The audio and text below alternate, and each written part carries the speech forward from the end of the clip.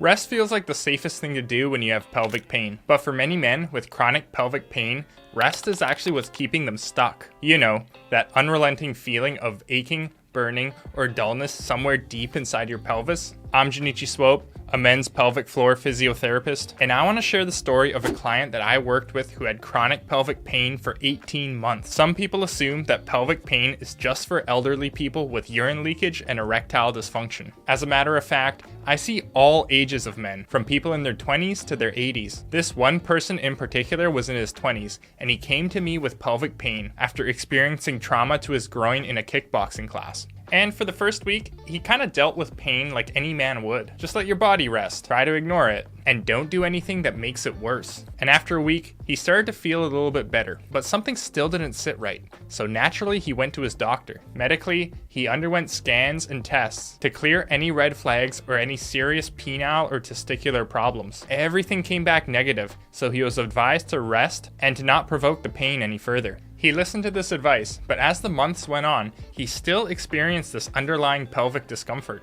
He began to note pain with sexual activity, pain with longer walking, and pain with any sort of exercise in the gym.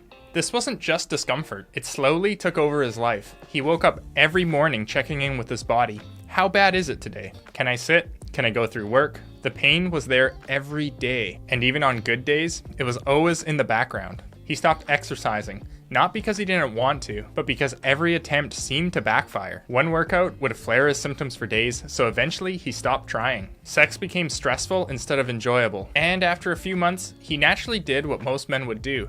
Go back to the doctor and get some referral to see the urologist. More scans, more evaluations, but every test seemed to come back normal. No clear injury, no structural problem, and eventually he was told what every man hates to hear. There's really nothing you can do. So naturally, he did what seemed logical. He avoided movements, postures, and anything that seemed to be making his pelvic pain worse. Rest became his coping strategy. But with that rest, he found that the threshold for experiencing pain flare-ups would actually worsen. And here is the missing piece on chronic pelvic pain.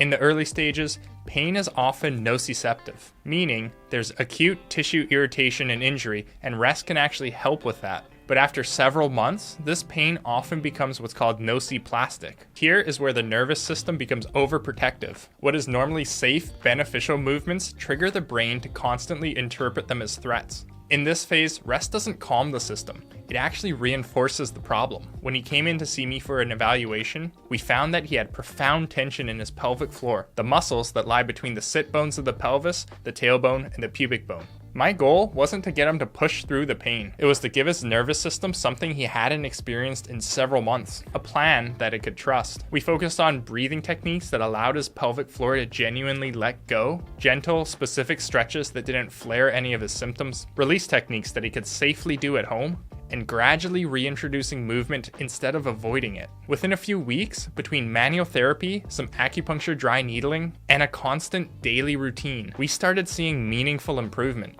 It wasn't overnight or perfectly linear, but there was real, measurable progress. And this is something that I see constantly. Men living with pelvic pain in silence because they're anxious, embarrassed, or unsure if physiotherapy can even help. And the longer the pain is paired with fear and avoidance, the louder the nervous system gets. Rest isn't neutral when pain is chronic. It teaches the body that movement is dangerous, and living in a constant state of anxiety amplifies these pain signals. And so the moral of the story is that doing nothing doesn't protect you. Rather, it keeps the system sensitized. So with chronic pelvic pain, what actually helps is that safe daily input. Deep breathing, where you can feel the pelvic floor drop, perineal release techniques using soft inflatable balls, stretches of the pelvic floor, hips, glutes, and the groin, and gradually restoring confidence in movements. This isn't about forcing stretches or just pushing through discomfort you're experiencing. It's about teaching your nervous system that it's safe. And once we've done that, that's where the gradual exposure to the movements, sexual activity, and other tasks start to feel normal again. So if you're stuck in chronic pelvic pain, rest isn't the solution. You don't need to do nothing, but rather you need the right plan. If you're looking for a step-by-step plan on how to improve your chronic pelvic pain, click this video over here to start a simple 5-minute daily stretch routine. And if you're new to the channel, go ahead and click that like and subscribe button so we can keep showing this to more men who might need to see it. Thanks for watching.